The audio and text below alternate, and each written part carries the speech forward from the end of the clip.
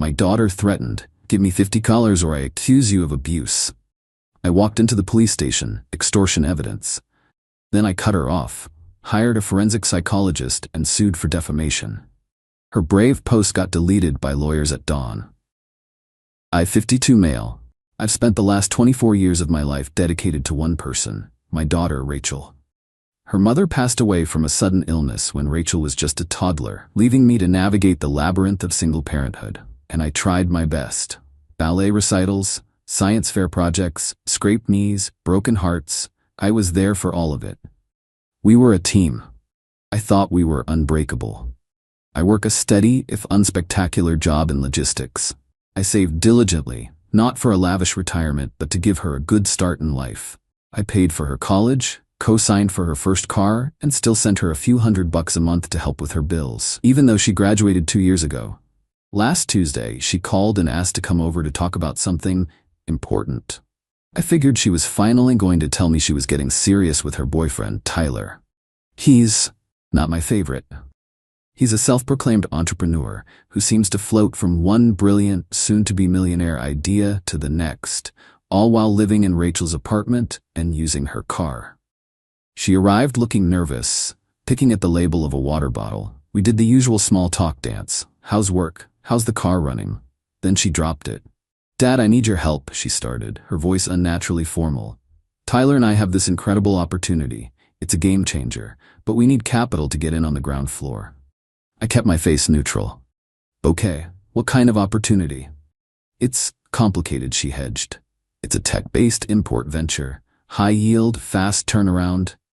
But the buy-in is $50,000. I almost choked on my coffee.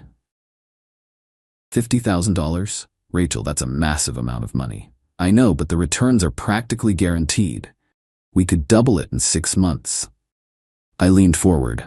"Let me see the business plan, the prospectus, the company registration. I'll go over it with you. Maybe we can find a more traditional way to get a business loan if it's solid." Her face tightened. "There's no time for that, Dad. The window is closing. We need the money by the end of the month." "Rachel, I am not handing you or Tyler $50,000 without any documentation. That's not helping. That's just reckless. I love you, but the answer is no." This is where the daughter I knew vanished. Her sweet, slightly anxious expression was replaced by a cold, hard mask. Her eyes looked like chips of glass. "I knew you'd say that," she said, her voice dropping to a low, venomous tone. "You always have to control everything. You can't just be happy for me." "That's not fair, Rachel. I'm trying to protect you, and frankly my own savings." She stood up, her hands on her hips. The entitlement radiated off her in waves. It was breathtaking. "You owe me, for everything. For Mom not being here. You think paying for college made up for that? For having a dad who was always tired and stressed? This is your chance to actually do something for me." I was speechless. The sheer audacity of it. The cruelty. "The answer is no, Rachel. This conversation is over." She took a step closer, her face contorted with a chilling smirk. "No, it's not.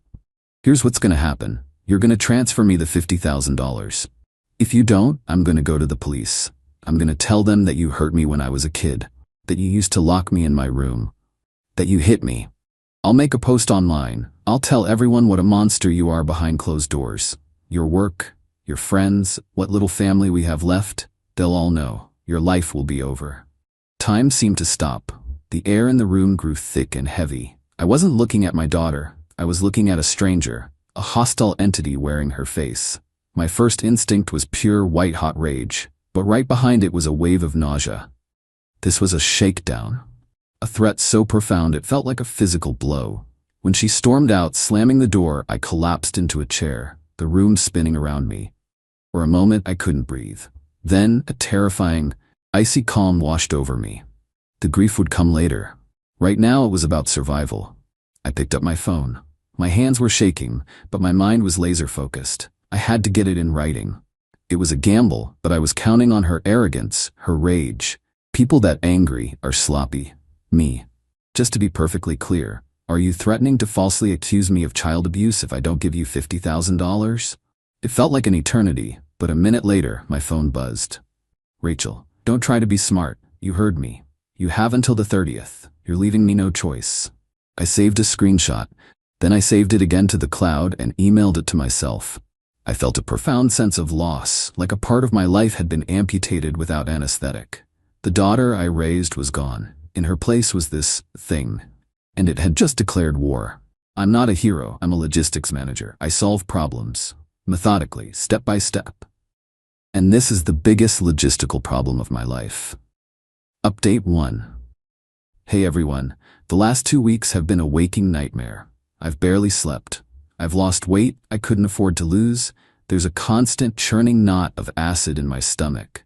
On the outside, I'm going to work and functioning. On the inside, I feel like I'm holding myself together with duct tape. But I wanted to thank you for the support on my last post. It helped me feel less alone as I took the first necessary steps. Strategy over outbursts. It's my mantra now. Step 1. The lawyer. The day after the threat, I called in sick and spent the morning researching attorneys. I found Miss Janet, a highly recommended lawyer specializing in family law and defamation. She has a reputation for being a shark in the courtroom but a calm, strategic advisor in her office. Perfect. I sat in her plush office feeling like an imposter and laid out the whole story, showing her the text messages. Her expression was grim. "This is poison," she said, "and the only way to deal with poison is to contain it and then neutralize it. Your first move was brilliant. Now, we build a fortress before she even thinks about launching her first arrow." Step 2. The police station. This was the hardest thing I've ever done. The morning after hiring Miss Janet, I walked into the central police station. Every fiber of my being screamed at me to run. I felt like a criminal. I sat down with a detective and calmly explained that I was there to file a report of extortion. I laid out the conversation, the demand, and the specific threat. Then I showed him the printout of the text exchange. He read it, then looked up at me. His eyes were weary, but they held a flicker of understanding. "So, you're getting ahead of it," he said. It wasn't a question. He took my statement. An official file now exists. It's logged, timed, and dated. As the detective said, it's my word against hers for now, but my proactivity and the written evidence give my story significant weight. It's not about getting her arrested. It's about creating an official, time-stamped shield. Step 3. Cutting the cord. Guided by Miss Janet, I performed a complete financial amputation. With each step, I felt a piece of my past fall away. I called my bank and placed enhanced security alerts on all my accounts. I called the phone company. Rachel's line was on my family plan. I had it disconnected. The monthly allowance I sent her was canceled. Finally, Miss Janet drafted a formal, brutally short email sent to both Rachel and an old email address I had for Tyler. It stated that effective immediately, all financial support had been terminated due to her recent actions. The fallout begins. The angry call from Rachel came 3 days later. "My phone's not working. My rent is due. What did you do?" I repeated what the lawyer told me to say. "Rachel, you received the email. All financial support has ended." Her shriek of, "You'll be sorry," was followed by a barrage of texts from Tyler. Insults, accusations, "You're a monster. You're a real piece of work, old man." I didn't reply. I just screenshotted everything and forwarded it to my lawyer's office, my hands trembling with a mixture of fear and vindication.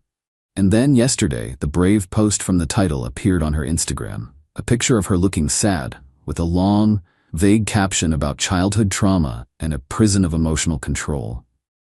My blood ran cold and hot at the same time. I wanted to scream, to post my own side. Instead, I took a deep breath, took several screenshots, and sent them to my lawyer. One step at a time. The fortress is being built, but the arrows have started to fly. Update 2. It's been 2 months. 2 months of living in a low-grade state of terror. The online campaign has intensified. Rachel's vague posts have been replaced with more specific, poisonous breadcrumbs dropped in the comments. She implied I used to lock her in a room as a child, twisting a stupid 2-week punishment when she was 16 into a narrative of imprisonment. The likes and "we believe you" comments poured in. I started getting looks from neighbors. One of them, who used to be so friendly, now just gives me a tight, pitying nod. My sister, Carolyn, called me. It wasn't a conversation. It was an interrogation. "Dennis, what on earth did you do?" Rachel told me everything. How you controlled her, how you were always so angry. She's terrified of you. Carolyn, what did she tell you specifically? I asked, my voice dangerously quiet. Well, that you were just awful, that you're punishing her for trying to be independent. And you believe that? She's your daughter, Dennis. She wouldn't just make it all up. I ended the call. The feeling of betrayal was so absolute, it left me numb. Then came Tyler. He left a voicemail. He sounded like a wannabe mob negotiator. Listen, Dennis, his voice began, a clumsy attempt at being reasonable. I think this has all gone too far. Rachel, she's a wreck. We can make this all go away. The posts, the drama, everything. Just help her out. She needs that loan. Think of it as making things right. You do that and this all disappears. He wasn't smart enough to realize he'd just handed me a recorded confession of their entire strategy. I saved it, and my lawyer was ecstatic. The constant pressure was wearing me down. I was living on coffee and antacids. But during one of my sleepless nights scrolling through legal websites, I realized defense wasn't enough. A fortress can still be starved out. I needed to go on the offensive. The next day, I was back in Miss Janet's office. I want to end this, I told her. What's the next move? She leaned forward. We sue them for defamation. But if we're going to do it, we make sure our case is ironclad. We don't just deny her claims, we bring in an expert to professionally dismantle them. That's when she told me about Dr. Jerry, a forensic psychologist. An expert witness whose entire job is to provide objective clinical evaluations in high-conflict family cases. It's expensive, Miss Janet warned. It will take time, but his report would be our sword. The cost was staggering, enough to make me physically ill. It would chew up a huge chunk of my savings. But what was the alternative? Live the rest of my life looking over my shoulder, branded as an abuser by my own child? Hire him, I said. Update 3. It's been a long, quiet, and agonizing 3 months since my last update. That's how long the next phase took. Meeting with Dr. Jerry was like a voluntary autopsy of my life. For weeks, I spent hours in his sterile office, going over everything. He interviewed me about my late wife, my parenting struggles, my successes, and my failures. I admitted to every mistake I could remember, including the damned lock on the door. With my permission, he spoke to old family friends, my brother, who thankfully has a good head on his shoulders, and even Rachel's old pediatrician. He reviewed 2 decades of school and medical records. It was meticulous, exhausting, and emotionally brutal. The report arrived 2 weeks ago. It was a 40-page, single-spaced document of cold, hard clinical facts. It concluded that my psychological profile and documented history were profoundly inconsistent with patterns of behavior associated with physical or chronic emotional abuse.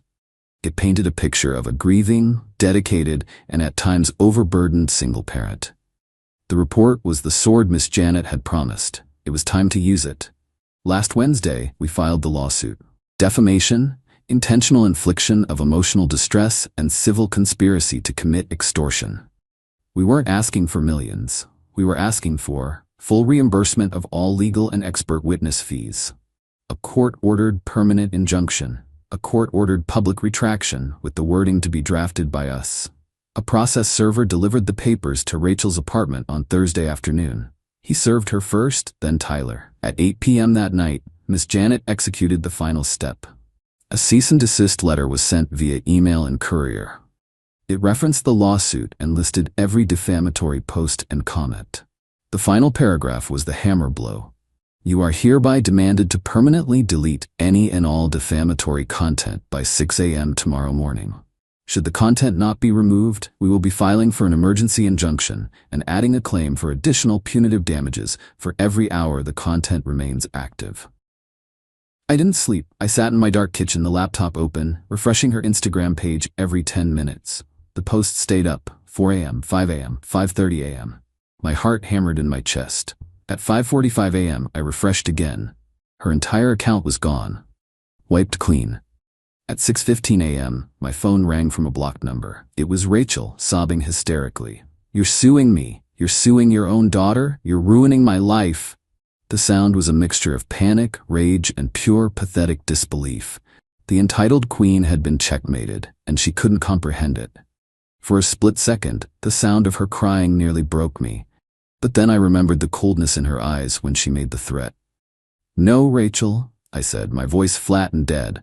You tried to ruin my life. I'm just defending it. Anything else you have to say, you can say to Miss Janet. Do not contact me again.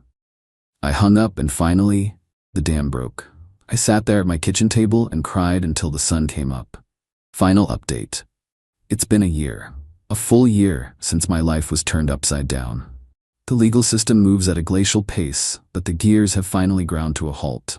I wanted to post one final update to close this chapter. The lawsuit terrified them. Their response was a clumsy, pathetic scramble.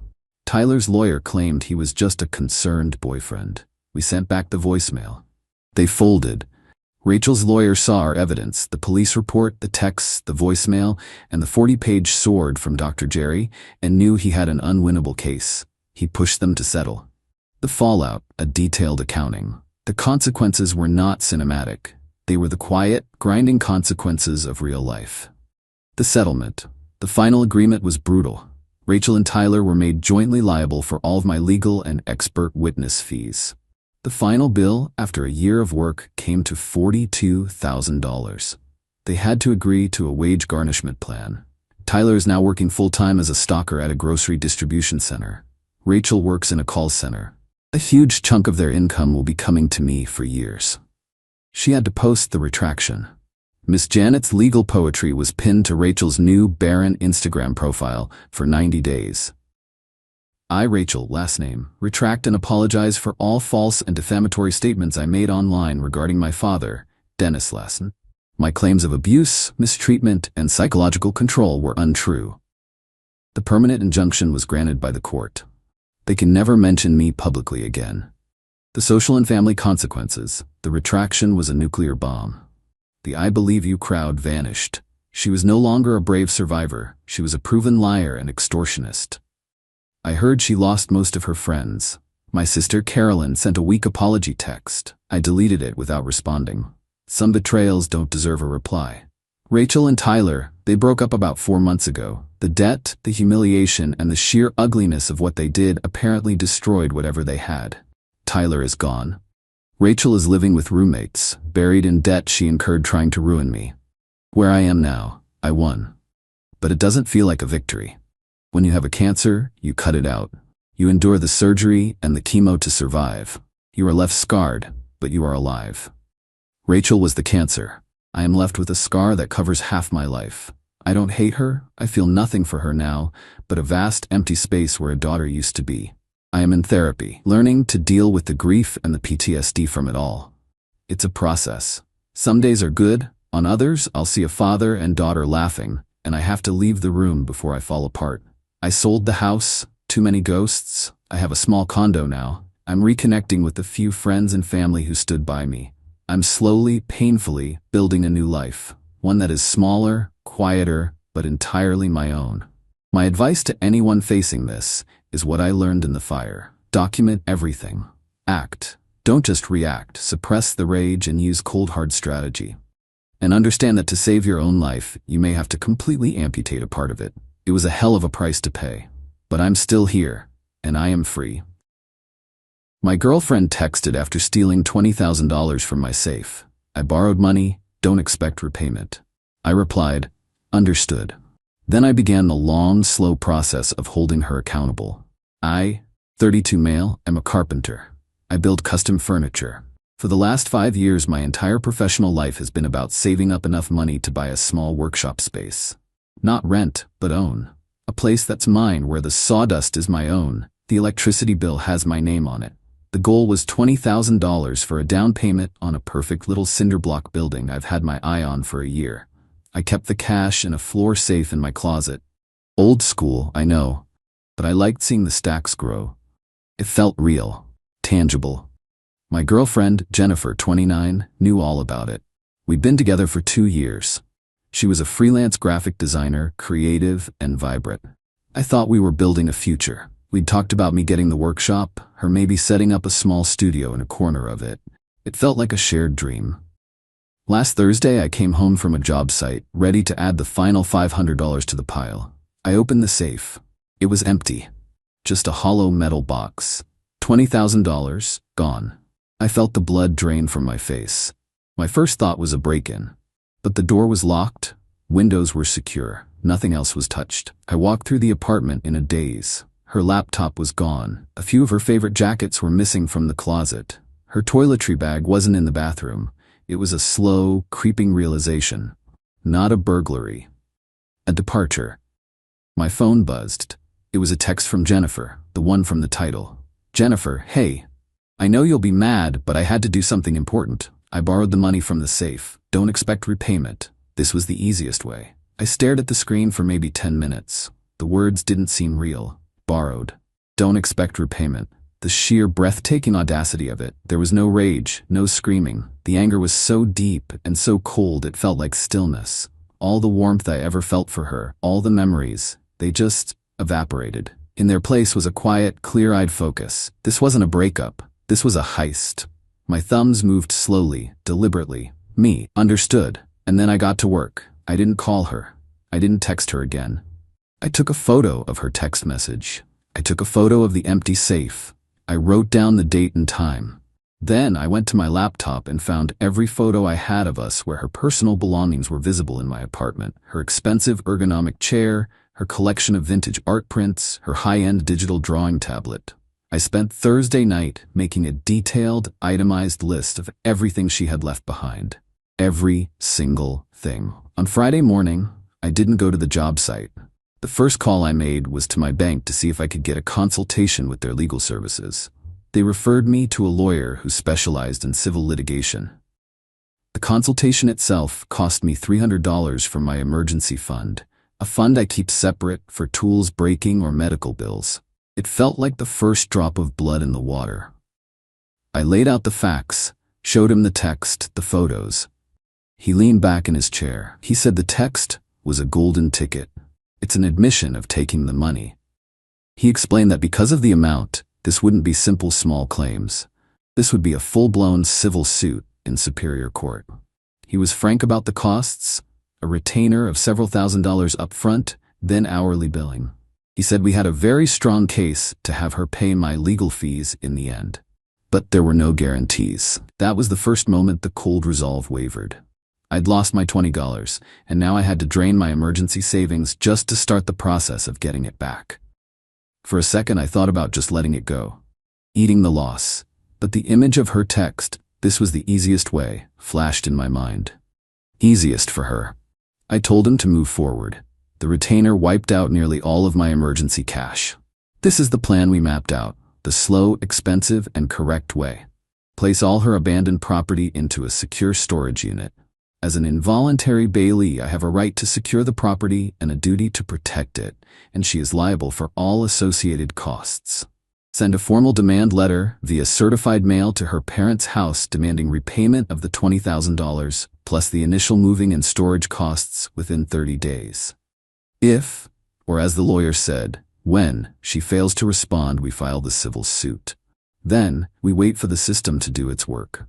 So Reddit, Ada for starting down this long, expensive path? Part of me is screaming at the injustice of having to pay thousands to get back what was stolen from me. But the other, colder part knows this is the only way. This isn't about revenge. It's about ensuring an action this profound has an equally profound consequence. Update 1. It's been a slog. Nothing about this is fast. The demand letter was delivered and signed for at her parents' house a month ago. For weeks, the only response was silence. I paid a moving service to professionally inventory and transport her belongings to a storage unit. I have the receipts. The monthly bill for that unit is another expense tacked onto the running total. The financial bleed is real. I've taken on 2 extra cabinet jobs, working weekends just to rebuild my emergency fund and cover these new costs. Then, about 2 weeks ago, the first contact came. A call from her brother, Robert. I let it go to voicemail. Voicemail from Robert. William, Robert, got your joke of a letter. Listen, I don't know what you're trying to pull, but Jennifer did what she had to for family. It was for a business investment, an important one. You need to drop this legal crap, it's pathetic. For family, I sent the voicemail to my lawyer. His emailed response was simple, duly noted. This helps establish intent. A week later, Jennifer called. I took a deep breath, put it on speaker, and hit record on a separate device. My state is a one-party consent state.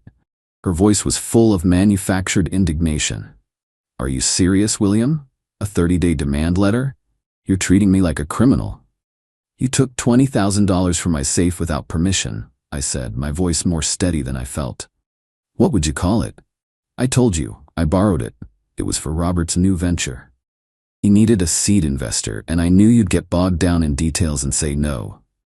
It's a tech startup. I almost laughed. Robert? The one whose last venture was trying to dropship bespoke dog collars? This is different. You're a carpenter. You make good money. You can absorb this. My brother's future was at stake. I made a choice for my family. The sheer arrogance was stunning. My 5 years of work, my dream, was just an obstacle she decided to remove for her brother's latest fantasy. Where are my things? She demanded, changing tack. I was going to get them. Your property was abandoned in my residence, I said, echoing the lawyer's script. It's been placed in a secure storage facility to prevent damage or loss. You've been sent the bill for the services rendered. Once you've paid the outstanding balance, you can arrange to retrieve your items. The silence on her end was heavy. You had no right to touch my things, she said, her voice dropping to a venomous whisper. My tablet, my art? I had a legal duty to secure them. My lawyer's number was on the letter. All future communication can go through him. I hung up. My heart was pounding. It wasn't triumph. It was the sickening confirmation that the person I knew was completely gone, replaced by this entitled stranger. The 30-day deadline passed. We officially filed the suit in civil court last week. It cost another chunk of money. The server delivered the summons to her. Now, the real waiting begins. My lawyer says it could be 6 to 8 months before we even see the inside of a courtroom. It feels like a marathon I'm running with a weight vest on. Update 2. 5 months of waiting. This is the part of justice they don't show in the movies. The long, silent periods where you start to wonder if it's even worth it. Jennifer and her family have used the time to build a narrative. She's lawyered up, and their first move wasn't in court. It was on social media. She's been posting a curated stream of vague but pointed content. Photos of her looking pensive with captions like, finally freeing myself from a toxic situation and learning to stand on my own 2 feet. Or, a relationship should be a partnership, not a dictatorship, where one person controls all the resources. It's a masterclass in gaslighting. Mutual friends have messaged me, confused. I've just said, it's a private matter being handled legally. It's infuriating, but my lawyer loves it. We've screenshotted and time-stamped everything. He calls it painting a picture of motive. About 2 months ago, Robert showed up at my apartment complex, waiting for me by my truck. He tried to corner me. You're really trying to ruin her, man, he said. I immediately pulled out my phone and started recording. Robert, you need to leave. You're not to have contact with me. Just drop the suit. She's a mess. You're bleeding her dry with these storage fees for her stuff. She can have her things as soon as she pays the bill, I said. That money was an investment in me, he blurted out, his face getting red. An investment? You think you're the only one who can have a dream? It was a direct contradiction of their emerging gift narrative. I just kept the phone on him and said nothing. He eventually ran out of steam, called me a few choice names, and left. I sent another video file to my lawyer. The storage bills are now in the thousands. Every 30 days, another bill gets sent to her via certified mail. The storage company's policy is clear. After 180 days of non-payment, the unit's contents are considered abandoned and will be scheduled for public auction. That deadline is next month. My life has become a routine of work, save, document. I feel like I'm treading water. There are nights I lie awake just furious at the sheer grinding injustice of it all. The cost, the time, the emotional energy. I almost called her once in a moment of weakness just to scream at her, to ask her how she could do it. But I didn't. I held on to that cold, quiet place inside me. The trial date is finally set for next month. It feels like the end of a very long, very dark tunnel. Update 3. The trial was yesterday. It felt surreal to be in the same room with her and her family after all this time. They sat on one side, a little huddle of defiance. Jennifer was dressed conservatively, looking like she wouldn't hurt a fly. Her lawyer was slick, just as I'd expected. His argument was that we were effectively in a common law marriage, and our finances were intertwined. He claimed the $20,000 wasn't a theft, but a disputed withdrawal from joint resources. He painted me as a controlling partner who held the purse strings and that Jennifer took the money in a moment of desperation to fund a joint future investment in her brother's company. It was a plausible-sounding fiction. Then my lawyer stood up. He wasn't slick, he was a carpenter, just like me. He built his case piece by piece. Bank records. He produced 5 years of my bank statements, showing every dollar in that savings account came from my business account, with my name on it. He showed Jennifer's separate accounts. There was no commingling of funds. The text, Exhibit A, he projected it onto the screen. "Mr. Vance," the judge said to her lawyer, "your client calls it a borrowing in this text, which contradicts the idea of it being a withdrawal from joint funds. Can you explain that?" The lawyer fumbled. The voicemail and video. He played the audio of Robert's voicemail and the video of him confronting me, where he repeatedly calls the money an investment. My lawyer pointed out, here we have the recipient of the funds calling it an investment, not a gift or a joint withdrawal. Another contradiction. Social media. He presented the portfolio of her social media posts.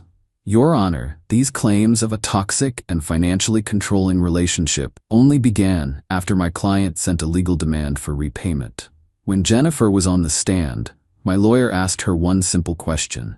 Ms. Vance, if this was a withdrawal from joint resources for a shared investment, why did you feel the need to take it from a safe without Mr. Knowledge and then immediately leave the home you shared?" She started to cry, talking about how I was obsessed with the workshop and she was scared. The judge was having none of it. He looked at the evidence and ruled in my favor. Judgment for the full $20,000.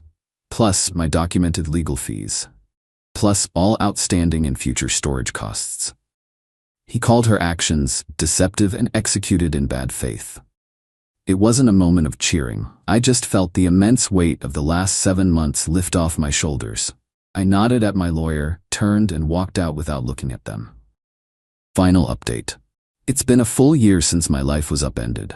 Winning in court was just the halfway point. The real victory is in the slow, grinding follow-through. After the judgment, there was a 30-day period for Jennifer to pay. Unsurprisingly, she didn't. My lawyer then had to file a separate motion for a writ of garnishment. The court took weeks to process it. Then it had to be formally served to her employer's HR department. They, in turn, had their own processing period. It was another 3 months of waiting after the trial before the consequences finally became real for her. The first garnishment hit her paycheck about 5 months ago. 25% of her gross income. It's the maximum allowed. Around that time, I got a notice from the storage company. Her unit's contents, having been delinquent for over 180 days, had been auctioned off. The auction brought in just enough to cover her outstanding bill of several $1,000s. There was nothing left over.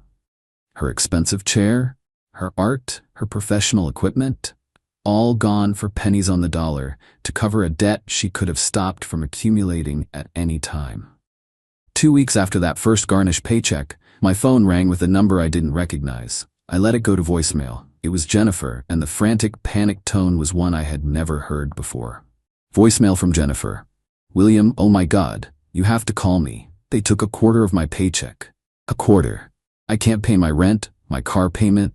I didn't know it would be this much. This isn't fair. You've ruined me. Can't we just stop this? I'll pay you back, I swear. We can make a plan. Just call off the garnishment, please. You've made your point." She still didn't get it. It wasn't about a point. It was about a debt, a legal judgment. The time for plans was a year ago. I listened to the message, and for the first time I felt a sliver of something like pity. But it was small and distant, buried under the mountain of cost and stress she had put me through. I deleted the voicemail and blocked the number. The garnishment payments arrive in my account every 2 weeks. It will take over 3 years for the full judgment to be paid off. It's a slow, steady reminder of the consequences of her actions. I see the for sale sign on that cinderblock workshop was finally taken down last month. Someone else bought it. I was disappointed for a day, but then I realized it didn't matter. I'll find another one. The money she stole is slowly being returned, and the money I've earned since has been saved properly.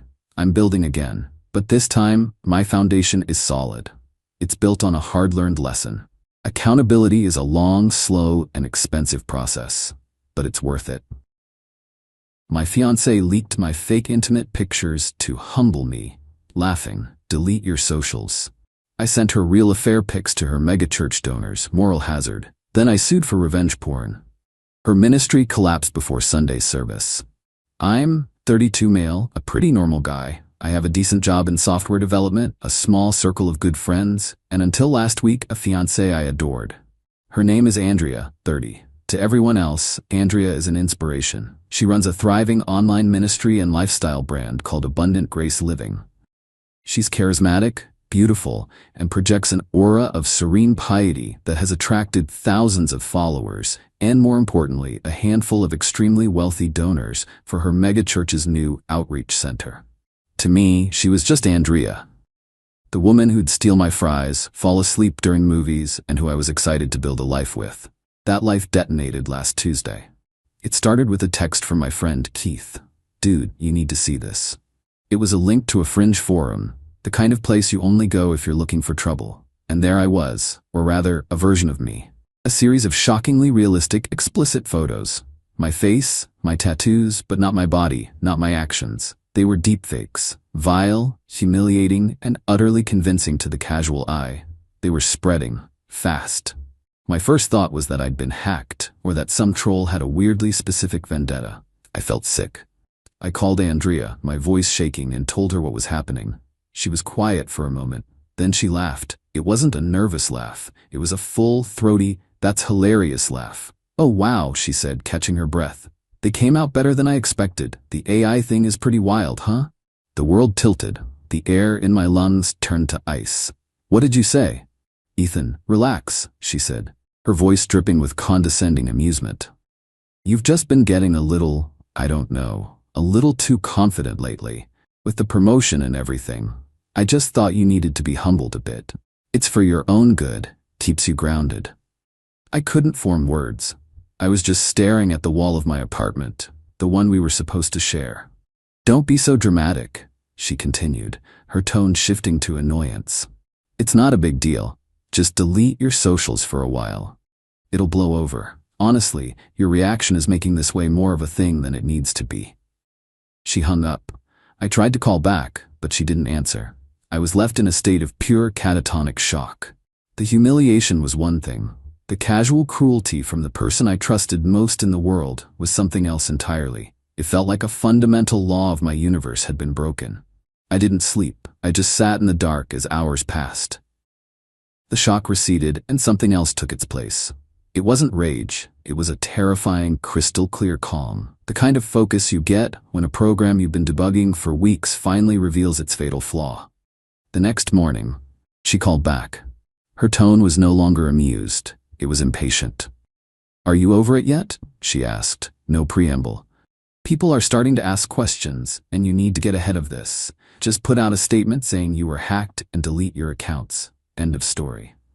The audacity of it, ordering me to do her PR cleanup, was the final switch flip. My hand was steady as I activated the recording app on my laptop before answering on speaker. "One-party consent is legal here." "Why would I do that, Andrea?" I asked, my voice flat. "Because it's the smart thing to do." She snapped. "Why are you being so difficult? I told you, it was a joke, a way to take you down a peg. You needed it. Now are you going to handle this, or am I going to have to deal with your mess?" "My mess." "Yes, your mess," she said, her voice rising. "Your overreaction is the problem here." That was all I needed. I didn't delete my socials. I took screenshots of everything. I hired a lawyer. And then I started thinking about her donor retreat a few weeks back. The way she glowed when talking about Arthur Vance, the church's biggest benefactor. The way she'd gotten defensive when I asked about the trip. There was a thread there. I just had to find a way to pull it. She thought she could humiliate me, break me, and then tell me how to clean it up. She was about to learn about consequences. Update 1. It's been a long week. The first few days were about methodical preparation. I found Miss Doris, a lawyer whose online reviews described her as a velvet-gloved hammer. She was exactly what I needed. We filed an official police report, and she began drafting the civil suit. Then we moved to step 2. I spent 2 nights digging. Not through her current devices, she wasn't that careless, but through an old tablet we used to share for travel planning. She'd forgotten about it, but her cloud account was still logged in. It took hours of scrolling through thousands of backed-up photos, but I found them. Not in a neat folder, but scattered among hundreds of shots of sunsets and group dinners. 3 photos from her donor retreat. Andrea and Arthur Vance on a private-looking balcony, his arm around her waist, their heads close together. Andrea and Arthur, clinking champagne glasses. I cross-referenced the unique decor with hotels in the area. It was a 5-star boutique spot, miles from the conference center where the retreat was officially held. A selfie of Andrea, winking, wearing a man's dress shirt. The monogram on the cuff, AV, was unmistakable. Armed with this, I sent the email last Thursday evening. The recipient list was small but potent. The 6 members of the board of directors for Andrea's church, including Arthur Vance himself, and the top 5 donors listed on their last annual report. The subject line, urgent. Concerns regarding moral hazard and financial stewardship. The email was professional and to the point. I outlined Andrea's actions, stated that I had evidence including a recorded confession, and noted my belief that her character and judgment posed a significant risk to the ministry. I included the link to the secure gallery with the photos and screenshots. Password, Moral Hazard 11. I expected an explosion. What I got was worse. Almost complete silence from the people who mattered. Andrea, of course, lost her mind. A torrent of furious texts and voicemails. Her parents called, her father threatening vague business repercussions, her mother weeping about how I was letting Satan win. I blocked them all. But from the church, nothing. No one from the board called me. No one replied to the email. On Friday, a short, bland statement appeared on their website. We are aware of certain allegations concerning personnel at our ministry. We take all such matters seriously and will be looking into it internally. We ask for prayers for all involved. It was a classic corporate stonewall. They were hoping to bury it. Arthur Vance's accounts went silent. Andrew didn't post anything all weekend. They were circling the wagons, trying to figure out how to manage me and make this go away. The title of this post was Wishful Thinking. Her ministry didn't collapse before Sunday service. In fact, on Sunday, a guest pastor gave the sermon. Andrea was nowhere to be seen, but her absence was explained away as her taking a much-deserved rest after her tireless work. They think they can wait me out. Ms. Doris warned me this would happen. She said, institutions protect themselves first. We've shown them the fire, now we wait for them to realize it's inside their own house. It's frustrating, but this is a marathon, not a sprint.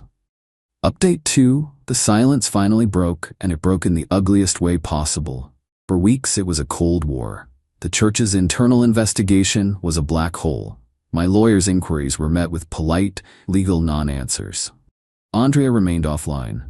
It seemed like their strategy was to just ignore it into oblivion. They underestimated my patience, and they vastly underestimated Andrea's narcissism. About 2 weeks ago, she came roaring back. She posted a slick, professionally produced video. She's sitting in her all-white office, looking pale and prayerful.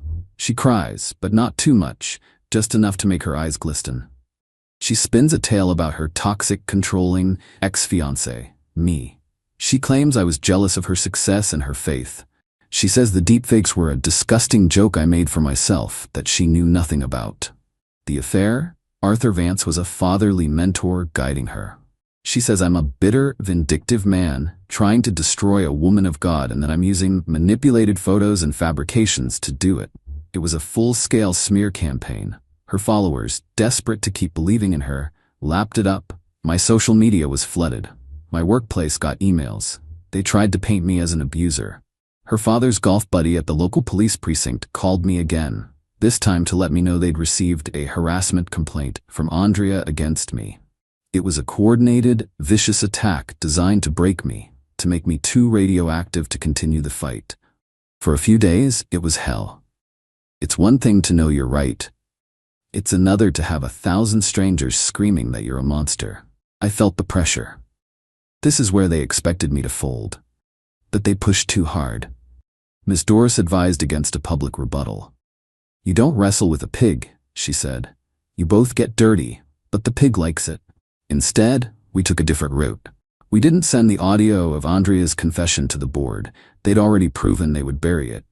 Instead, my lawyer contacted a well-respected investigative reporter at a major city newspaper, one known for taking down corrupt politicians.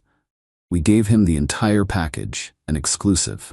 The deepfakes, the affair photos, the text messages, and the crown jewel. The crystal-clear audio of Andrea laughing and saying I needed to be humbled. The reporter spent a week verifying everything. He confirmed the audio was untampered. He spoke to digital forensics experts about the deepfakes. He found Arthur Vance's wife, who had apparently already been growing suspicious and had hired her own private investigator. The article dropped last Tuesday. It was a front-page exposé. Pillars of the church send digital deceit. That was the explosion I had been waiting for. The church could ignore my email. They could not ignore a massive public scandal.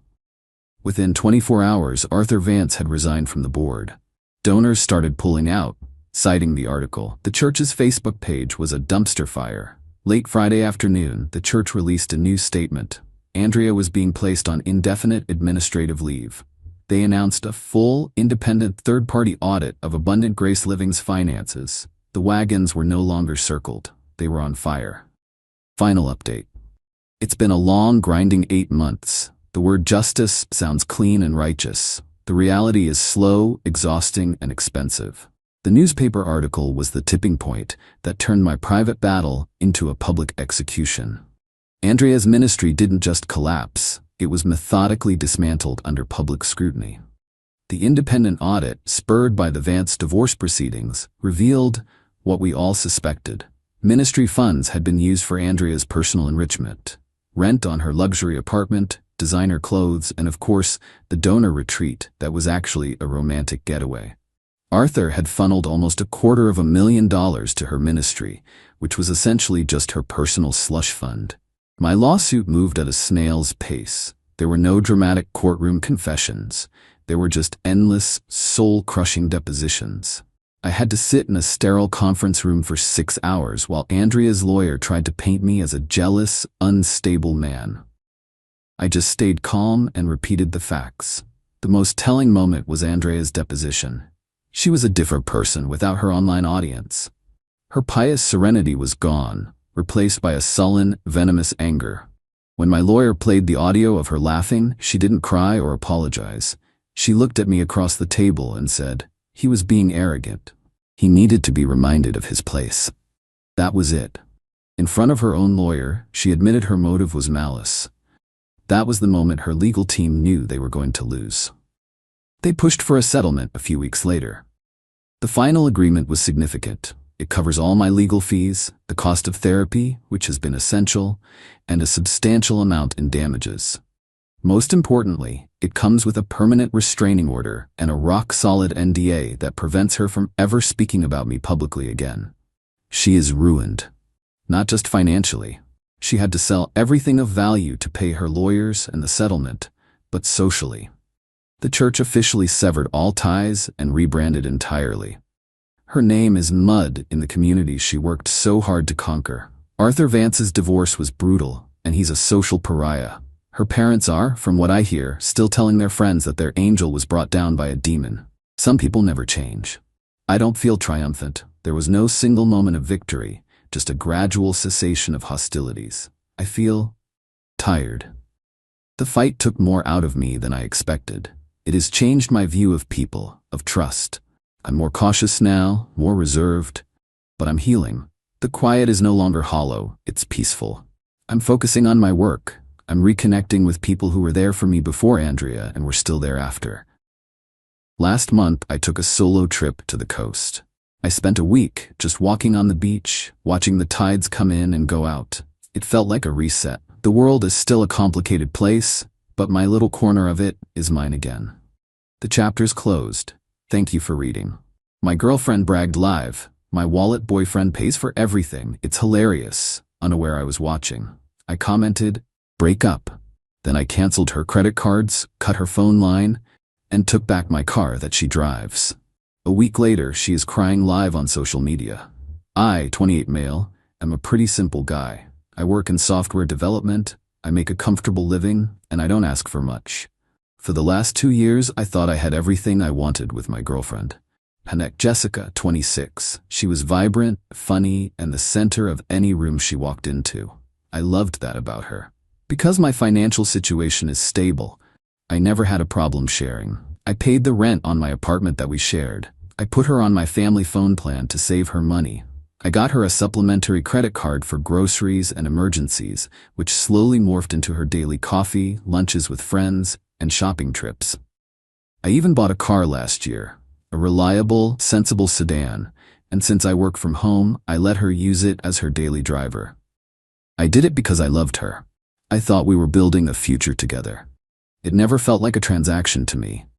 It just felt like being a partner. Last Tuesday, I was wrapping up some code around 8 p.m. I got a notification on my phone. Jessica is live on Instagram.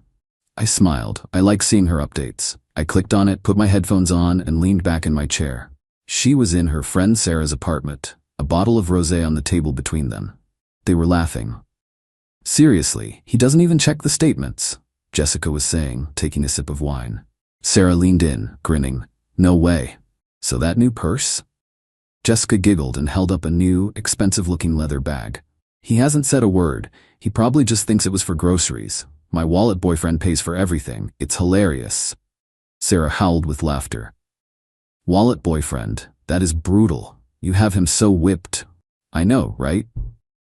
Jessica's voice was dripping with a kind of smug condescension I had never heard before. Last week I told him I needed new tires for the car. The ones on it were fine, but I wanted the higher-end ones. He just went, okay honey, whatever you need for your safety. I almost burst out laughing. He's so easy. My smile was gone. My entire body went cold. It wasn't anger, not at first. It was a profound, hollow shock, like I'd been punched in the gut. I listened for another minute as they cackled about how clueless and compliant I was. Every word was a confirmation. This wasn't a partnership to her. It was a long con. I was a mark. My fingers moved before my brain fully caught up. I was still watching her laughing face on my screen as I typed a comment into the live chat. My username popped up in the stream of hearts and comments. Quiet logic. Break up. I saw her face freeze. Her eyes widened as she read the name, then the comment. The color drained from her cheeks. Sarah looked over, her own smile vanishing.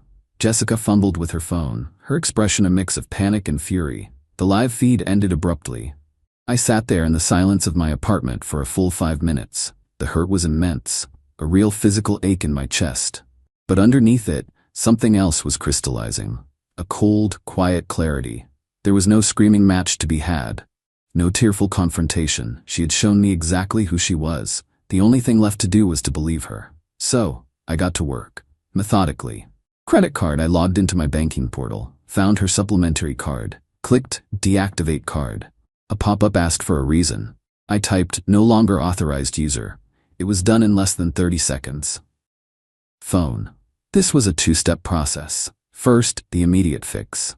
I logged into my mobile carrier account and reported her SIM card as lost. This would suspend service to her line within the hour. It was a temporary measure, but effective. The permanent solution could wait until morning. Car.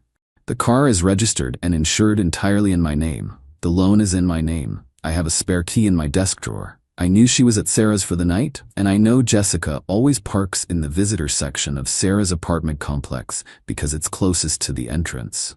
I walked out of my apartment, got into my building's garage, and drove my own second car, the one I barely used, to Sarah's neighborhood. My hands were shaking slightly as I pulled into a spot on the street. Every passing headlight made my heart jump. I found the sedan right where I expected. I used the spare, fumbling for a second before the lock clicked open. I got in, started it, and drove it away without looking back. I parked it in a secure, private garage a few miles from my place that I pay for monthly. Then I took a rideshare home, the entire trip feeling surreal. I got back to my apartment. I went into our bedroom and packed all of her things, clothes, makeup, shoes, everything. I folded it all neatly and put it in the expensive luggage she'd bought with my card. I took her apartment key from her purse, which she'd left on the dresser, and put it on my desk. I left all her packed bags stacked neatly by the front door. Now I'm just sitting here. It's 2 a.m. She's been calling me nonstop from Sarah's phone. I haven't answered. I've received 47 text messages. They started angry. What is wrong with you? Then confused. Did you see my live? It was a joke. And are now bordering on hysterical. My card just got declined for the Uber home. My phone isn't working. Where is the car? I feel empty, but also resolute. This wasn't a decision made in anger. It was a conclusion based on irrefutable data. I know the storm is coming, but for the first time in a long time, I feel like I'm in control of my own life. Update 1. Hey everyone. I wanted to thank you for the overwhelming support on my last post. Reading your comments helped me stay strong through what has been a very, very long 72 hours. A lot of you asked for an update, so here it is. The entitlement I saw on that live stream was just the tip of the iceberg. The morning after what I'm now calling the Great Dewalling, Jessica showed up at my apartment. She must have gotten Sarah to drive her. I was home, waiting. The buzzer rang, and I let her come up, wanting to have this conversation face to face. When I opened the door, I stood there blocking the entrance. She looked terrible. Her eyes were puffy and red, and she was wearing the same clothes from the night before. Sarah was behind her, looking nervous. Thomas, what the hell is going on? She started, her voice high and strained. My phone doesn't work. My card was declined, and the car is gone. I had to call the police and file a report. You can cancel that report, Jessica, I said, my voice as even as I could make it. I took the car. It's my car. And I suspended your phone line. It's my account. What do you mean you took the car? She shot back, her voice rising. I need it. How am I supposed to get to my yoga class or to see my friends? Notice she didn't ask about us. She didn't apologize. It was a frantic inventory of her lost services. Those are no longer my problems to solve, I said calmly. I saw your live stream. That's when the tears started. But they weren't sad tears. They were angry tears. Oh my God, Thomas, it was a joke. Sarah and I were just messing around. You know I don't mean that stuff. You're gonna throw away 2 years over a stupid joke?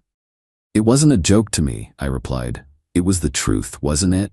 You called me your wallet boyfriend. You laughed about manipulating me. I just decided to believe you. I pointed to the luggage stacked by the door. All your things are packed. Her face went from theatrical crying to pure unfiltered rage. You are not doing this. You can't just kick me out. I live here. You lived here with me in a relationship, I corrected her. The relationship is over. As you aren't on the lease, you are technically a guest. However, to do this properly, I'm giving you 30 days to find a new place. I've already emailed you the official notice to vacate. After that, I'm changing the locks. That afternoon, after Sarah had left, the dirty tricks started. Jessica's friend launched a smear campaign. Vague posts on her social media, men who use money to control you, and watching out for financial abuse. Later that night, Jessica tried a different tactic. She knocked on my bedroom door. I opened it, and she was standing there in one of my shirts, her eyes wet with fresh tears. She tried to apologize, to kiss me, to tell me she'd do anything to make it up to me. For a split second, I felt that old pull, a brief moment of emotional vulnerability. But then I pictured her face on that live stream, laughing with Sarah. The image was burned into my mind. It's not gonna work, Jessica, I said, stepping back. I've moved your things into the guest room. You can stay there for your 30 days, but we are not getting back together. This is a landlord-tenant situation now. That's it. She completely lost it. Screaming, crying, throwing a pillow at the wall. She accused me of being a cold, heartless machine. She said I never loved her at all. It was pure emotional warfare. I just stood there and took it. When she was done, I said, I expect you to conduct yourself like an adult for the remainder of your time here. The look on her face was something I'll never forget. She's still here, but she hasn't spoken to me since. The countdown has begun. 28 days left. Update 2. The last 2 weeks have felt like a hostage situation in my own home. Jessica's presence is a constant, oppressive weight. She alternates between stony silence and petty antagonism, but the entitlement has now escalated. She called in reinforcements, her parents. I got a call on Saturday from an unknown number. I answered, and a booming voice introduced himself as Richard, Jessica's father. Her mother, Susan, was on the line too. I've met them a handful of times. They always seemed pleasant enough, in a superficial way. I now see where Jessica gets it from. Thomas, Richard here, he started. No pleasantries. Susan and I are very concerned about what Jessica has told us. She's beside herself. We think you're being incredibly rash about this. With all due respect, Richard, this is between Jessica and me, I said. Susan jumped in, her voice dripping with fake concern. But it's not, is it? You've cut her off completely. A young woman in her position, you can't just pull the rug out from under her like that. She depends on that car. She's built a life around the stability you provide. The stability I provided, I corrected her. When that stability was based on a lie, I'm no longer obligated to provide it. Then came the threat. Look, son, Richard said, his voice hardening. I know your boss. We play golf at the same club. It would be a real shame if word got around that you're the kind of guy who financially strangles his girlfriend and then throws her out on the street. A little video? Don't be ridiculous. Reputations are fragile things, and people will believe the story I tell them to believe. This is when my quiet, methodical plan kicked into a new gear. I had anticipated something like this. Richard, I said, my voice dangerously calm. I have a screen recording of Jessica's 12-minute Instagram live. I understand you think your reputation can withstand it, but can Sarah's? Or your sister's in the next state over? I won't post it publicly. That's messy. Instead, if I get so much as a nasty email from you, Jessica, or anyone else, I will personally email that video file to every member on your country club's newsletter distribution list. I'll send it to your wife's charity board. I'll forward it to your family members. It won't be a public scandal. It will be a series of private, deeply embarrassing conversations you'll have to have for weeks. They'll know exactly what their daughter said and did. It's not a threat. It's my new communication strategy. Are we clear? There was dead silence on the other end of the line. I could hear him breathing. He wasn't calculating risk anymore. He was experiencing the full weight of a humiliation campaign he could not control. Susan finally stammered, "Well, there's no need for that kind of talk." "I agree," I said, and hung up the phone. The fallout was immediate. Jessica came out of the guest room, her face pale. "My dad just called me. What did you say to them?" "I made them aware of the full consequences of their actions," I said, not looking up from my laptop. "Just like I'm making you aware of yours." The smear campaign from Sarah has stopped. I haven't heard a peep from the parents. But Jessica is still here. Her 30 days are halfway up. She spends most of her time in the guest room, and I hear her on the phone constantly, trying to figure out her next move. The atmosphere is thick with resentment. It's exhausting, but every day she's here, it reinforces that I made the right decision. This isn't about revenge anymore. It's about reclaiming my peace. 15 days to go. Final update. It's over. I'm writing this from my couch in a completely silent apartment. The silence is the most beautiful sound I have ever heard. The final 2 weeks were a masterclass in passive aggression. Jessica would accidentally leave the freezer door open. She'd forget to flush the toilet. Small, petty acts of defiance designed to get a reaction out of me. I gave her none. I just documented it, cleaned it up, and continued my countdown. The day her 30-day notice was up, I had everything in place. I had a feeling she wouldn't leave willingly. I was right. I knocked on the guest room door at 9 a.m. "Jessica, it's time. The notice period is over." Her response was muffled, but clear. "Go away. I'm not leaving." "I thought you might say that," I said through the door. "I've arranged for a civil standby. 2 police officers will be here in 1 hour. Their job is not to force you out. It's simply to keep the peace while you retrieve your belongings. If you are still here when they arrive, they will be official witnesses to your failure to vacate the property.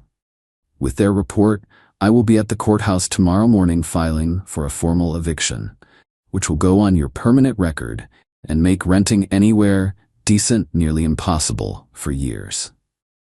The choice is yours. Leave today with your dignity, or leave in a few weeks with a court order." I wasn't bluffing. This was the final, logical step. The real threat wasn't the police. It was the permanent, bureaucratic consequence of her own stubbornness. That got her moving. When the officers arrived, she was frantically trying to pack the last of her things. Her parents, Richard and Susan, were there too, parked outside. They didn't dare come in, but they were watching. The final confrontation was pathetic.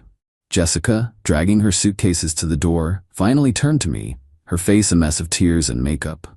"I can't believe you're doing this," she sobbed. "I loved you. I still love you." "No, you didn't," I said, my voice devoid of emotion. "You loved my wallet, and the wallet is closed for business." Her parents hustled her into their car, shooting me looks that could kill. I just gave a polite nod to the officers, thanked them for their time, and closed my door. I leaned against it, took a deep breath, and then immediately called a locksmith. And then, just as the title of my original post predicted, the grand finale. About an hour ago, a friend sent me a link. Jessica was live on social media again. This time, there was no rosé, no laughter. She was in what was clearly her childhood bedroom at her parents' house, crying her eyes out. She spun a masterful tale of woe. How she gave 2 years of her life to a man who turned out to be a cold, controlling monster. How he threw her out over a misunderstanding and left her with nothing. She was a victim, a martyr. The comments were flooding in with sympathy. "You're better off without him. What a monster. Stay strong, queen." I watched for about 5 minutes. I felt nothing. No anger, no satisfaction, just closure. I opened my laptop. I found the video file of her first live stream. I didn't post it on her wall. I didn't make a big public spectacle. That's not my style. Instead, I went through the list of mutual friends who were commenting on her pity party. One by one, I sent them a private message. It was the same for each one. Subject, for context. Attached was the video file. No other explanation. The tide turned within minutes. The sympathetic comments on her stream slowed, then stopped. A few were quietly deleted. I got a flurry of messages back. "OMG Thomas, I had no idea. Wow. Just, wow, I'm so sorry. She's at her parents' place telling a completely different story. This is insane." The truth didn't need a bullhorn, it just needed to be seen. Her credibility was shot, not by my accusations, but by her own words. So here I am. The apartment is clean, the locks are changed, her number is blocked, my life is my own again. It was a brutal, exhausting month. I had to become colder and more methodical than I ever thought possible. But I don't see it as revenge. I see it as a necessary amputation. I had a sickness in my life, an infection of entitlement and deceit. I cut it out. It hurt, and there's a scar. But I know I'm going to heal. For anyone going through something similar, trust your gut. When people show you who they are, believe them the first time. And remember that the most effective response isn't always the loudest one. Sometimes it's just quiet, decisive logic. My wife texted, "Moved out. My yoga instructor is my soulmate now." I responded, "Namaste." Then I called his wife to let her know what her husband had been doing during private sessions. Suddenly my wife was calling me to take her back. I, 38 male, Walter, got a text from my wife of 10 years, Lauren, 35, a few hours ago. The morning was so normal it was almost forgettable. I made coffee, she mentioned, for the 3rd time this week, that I bought the wrong brand of almond milk. The usual low-level friction of a long marriage. I left for my job as a data analyst. At 11:17 a.m., my phone buzzed. "Lauren, I've moved my things out. I'm sorry to do it this way, but I've found my soulmate. Kyle is my twin flame, and we're starting our real lives now. I hope you understand." Kyle, her yoga instructor. A man who unironically uses the word synergy, and whose serene smile always seemed a little too practiced. For a decade of my life, the good and the bad, the final punctuation was a text message. My first feeling wasn't rage. It was quiet. The entire office, the hum of the servers, the frantic clicking of my colleagues' keyboards, it all just receded into a dull, distant roar. I stared at the text. Twin flame, a phrase she'd picked up from a podcast last month. I took a sip of my cold coffee, the bitter taste grounding me. Then I typed back one word, me, namaste. I blocked her number. It felt less like an act of anger and more like an act of sanitation. Then I did what I do for a living. I gathered data. A quick search for Kyle Vance Yoga led me to his wife, Judith Vance. She's the founder of a very successful chain of artisan bakeries. Her professional bio on a business site had a gushing line about her husband Kyle, whose spiritual guidance was a cornerstone of her work-life balance. I found the number for her corporate headquarters easily. I stepped into a small, glass-walled conference room and dialed. Judith Vance speaking. Her voice was exactly as you'd expect, crisp, efficient, and slightly impatient. "Ms. Vance, my name is Walter. I apologize for the cold call, but I believe we have a mutual interest. Okay? She said. The word was heavy with suspicion. My wife, Lauren, has been taking private yoga sessions with your husband, Kyle, I said, keeping my voice as level as a sheet of ice. She informed me via text message about an hour ago that she has left me for him. She called him her soulmate. They have apparently moved in together to start their real lives. The silence on the other end was profound. It wasn't shocked or hurt silence. It was the sound of a powerful engine shutting down to divert power elsewhere. I see, she finally said. Her voice had dropped, losing its corporate polish and gaining something much harder. Thank you for this information, Walter. You have my condolences and my gratitude for your directness. I will handle this. She hung up. I went back to my desk. I stared at a spreadsheet detailing quarterly projections, but the numbers were just meaningless squiggles. A part of me, the part that hadn't been cauterized by the shock, felt a deep, hollow ache. I remembered assembling our IKEA bookshelf on our first anniversary, laughing so hard we almost broke it. I had loved her, or I had loved the idea of her I'd held onto for 10 years. I took that ache, that memory, and mentally filed it away. Sentimentality was a luxury, and I had a feeling I was about to go into debt. I went home at lunch. Half her clothes were gone. Her collection of mismatched artsy mugs was missing from the cupboard. The air in our home felt thin, diluted. I'm sitting on the couch now, typing this. The title is just a title. I doubt a woman like Judith actually owns a baseball bat. But based on the steel in her voice, she's the type of person who could accomplish the same effect with a well-worded email. I guess I just have to wait. Update 1, it's been over a week. A week of silence on my end and escalating chaos on hers. I saw a lawyer, Cheryl, on Thursday. She's a sharp, no-nonsense woman who told me the divorce would be straightforward since the house is a premarital asset and we have no children. Her best piece of advice? Unblock her number. Let her text you, let her call and leave voicemails. Every unhinged message is another nail in her legal coffin. Document everything. Respond to nothing. So I did. The first frantic messages arrived 2 days after my call to Judith. It wasn't one clean explosion. It was a series of chaotic, little meltdowns. Walter. Judith showed up at Kyle's apartment last night. She wasn't alone. She brought 2 enormous men with her. Movers, she called them. They looked like they could bench press the fridge. She changed the locks. She gave us 24 hours to get our things and get out. She said Kyle was violating the terms of the lease she pays for. This is her apartment. He never told me. The baseball bat was a metaphor after all, but the reality was somehow colder and more corporate. No screaming rage, just 2 impassive guys and a locksmith. A quiet, terrifyingly efficient eviction notice. Then the financial reality began to sink in for them, piece by piece. On Friday, Lauren texted again. Lauren, Kyle's card was just declined at the grocery store. He tried to buy organic kale and that expensive kombucha he likes. It was so embarrassing. Lauren, she must have canceled his cards. He's on the phone with the bank now, and he's actually yelling. So much for breathing through the negative energy. Then came the voicemails. I listened to them on speakerphone, a strange sense of detachment washing over me. Voicemail 1, panicked. Walter, pick up. She's serious. We have nowhere to go. You have to call her. Tell her she's overreacting. This is your fault. If you hadn't called her, we would have been fine. You've ruined everything. Voicemail 2, crying. He has nothing. I'm just finding this out now. The car we've been driving, it's a lease, in her name. We got a call from the dealership an hour ago saying Judith had terminated the agreement and they're coming to pick it up tomorrow. Tomorrow, Walter. The entitlement was a thing to behold. It wasn't, I destroyed our marriage. It was, your actions have created logistical problems for my new life. Yesterday, Judith texted me. A single, concise message.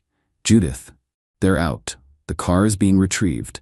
The process of severing his connection to the studio has begun. It will be messy. Thank you again for your integrity. My lawyer's name is David. Give his details to yours. Don't let her walk all over you. Lauren showed up at my work this morning, catching me in the parking garage. She looked haggard. The glow of her new life had faded fast. Walter, we have to talk, she said, her voice raspy. Lauren, Cheryl advised me not to speak with you directly. Don't hide behind a lawyer, she snapped before her face crumpled. I made a mistake. A huge one. He's not who I thought he was. He's impractical. Impractical is an interesting word for a freeloader, I said, my voice flat. You need to leave. But where am I supposed to go? She wailed, the tears coming on cue. Our stuff is in a storage unit we can't even afford. I have nowhere. That sounds like a problem for you and your twin flame to solve, I said and walked away. It was hard. My heart was pounding, but it also felt like setting a bone that had been broken for a long time.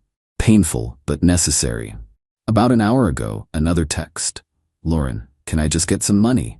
For a deposit on an apartment. Just a loan. For all the years I gave you, don't I deserve a soft landing? I screenshotted it and emailed it to Cheryl with the subject line, Nail number 47.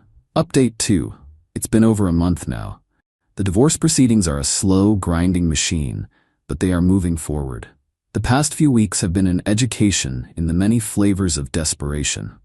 First came the predictable attempts to manipulate our social circle. Our mutual friend Megan called me, fed a carefully edited story by Lauren about my aggressive overreaction and how I'd sixed a vengeful Judith on her and her spiritual partner. I calmly walked Megan through the timeline, including the verbatim twin flame text and the fact that their entire lifestyle was funded by the woman they betrayed. There was a long, awkward pause. Oh, she said. Wow, okay, I'm sorry, Walter. She left all of that out. The social fires were quickly extinguished. Then Lauren's tactics shifted. She tried feigned nostalgia. Lauren was walking past that little Italian place on 4th Street and remembered our 5th anniversary. I can still taste that tiramisu. I messed up so badly, Walter. I saw it for the ploy it was, an attempt to find a crack in my resolve. It didn't make me angry. It just made me sad. The memory was real, but her use of it was hollow. I sent it to Cheryl. But the real escalation came last week. I got an alert from my credit card company, a charge for $1,500 from an online payment portal used for rental deposits. It was for a card Lauren was an authorized user on, one she was supposed to have destroyed 6 months ago when we were simplifying our finances. The process was infuriatingly real. I spent an hour on the phone with the fraud department, filling out a digital form, confirming my identity multiple times. It was a tedious, bureaucratic headache, but it was also the final piece of the puzzle. She had gone from entitled to criminal. Cheryl was ecstatic in her stoic, lawyerly way. This is it, she said over the phone. This is the leverage we needed. Fraud is a serious accusation. Meanwhile, Kyle has been silent, but his world is publicly crumbling. Judith didn't just snap her fingers. She followed legal process. A for-lease sign went up in front of the yoga studio 2 weeks ago. I looked up the county records. The LLC that owned the property, Judith's LLC, had formally terminated the lease agreement, citing breach of contract. A friend told me he saw Kyle's picture on a community Facebook page, with a post warning local businesses that he had a history of not paying his suppliers. Judith wasn't just taking back her money, she was methodically salting the earth of his professional reputation.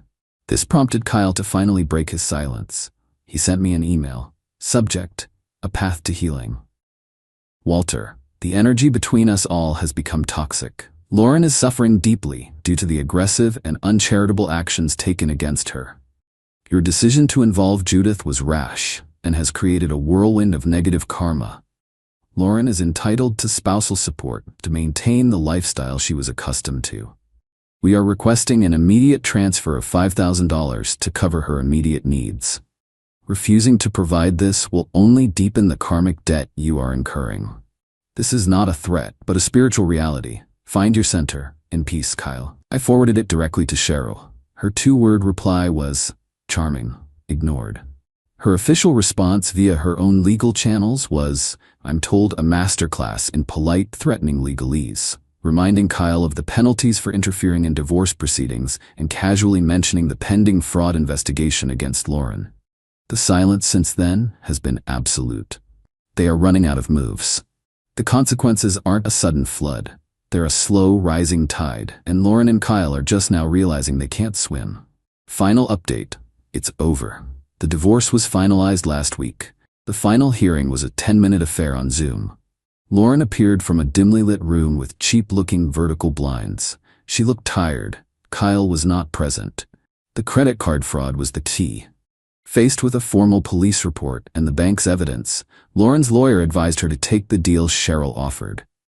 She waived any and all claims to spousal support or any of my assets. In exchange, I agreed not to press criminal charges. She walked away with her personal belongings, which were still in the storage unit she could barely afford. I haven't heard from Kyle at all, but the small-town nature of our social media circles tells a story. He's working at a health food store, making smoothies. His own Instagram, once a shrine to his enlightened lifestyle, is now private. The final communication from Lauren came about a month ago, not as a text, but as a long, rambling voicemail left at 2 a.m. I listened to it once, dispassionately, as if analyzing a data set. "Walter, I know you won't pick up. I can't do this," she slurred, clearly drunk. He's not the person I thought he was. He talks about manifesting abundance while I'm looking for loose change to do laundry. He expected me to get a job and support his spiritual journey. The dream is gone. It was all fake. I want to come home. I know I messed up, but wasn't some part of it good? Don't I get any credit for the good years? Please, Walter. I'll do anything. I'm so sorry. I saved the voicemail, then deleted it. It was the sound of someone hitting a bottom they had dug for themselves. Her very last move was a 10-page letter sent to my office. A final, desperate monologue of blame. She blamed Kyle, Judith, her parents, her unfulfilling job, and most of all, me. My stability had been stifling. My pragmatism was a cage for her soul. My calling Judith was a vindictive, calculated act of war. The last line, "I know you think you've won. I hope you enjoy your quiet, organized, beige life, but you'll always know you threw away a woman with passion for a spreadsheet." I read it, then put it through the office shredder, piece by piece. It wasn't a victory. It was just disposal. As for me, I'm rebuilding. I won't lie and say I'm happy. That feels like a cheap, easy word. The betrayal left a scar. The whole legal process was exhausting and expensive, but it was necessary. Some days, a memory will ambush me, and that old, familiar ache will return. But it's duller now. I started seeing a therapist. She says I'm moving from the analysis phase to the feeling phase. It's uncomfortable. I've reconnected with old friends. Our Friday board game nights are a small anchor in my week. And I adopted a dog, a scruffy terrier mix named Gus who snores like a tiny chainsaw. The silence in the house is gone. Last month, a courier delivered a package. It was a bottle of absurdly expensive single malt scotch. The card on thick embossed paper was from Judith. It read, "To new beginnings. Lawyers are expensive, but peace of mind is priceless. Enjoy this. You earned it." My life may be a spreadsheet to Lauren, but I'm finally balancing the books. The bottom line is this: I'm solvent, I'm stable, and I'm free. And for now, that's more than enough.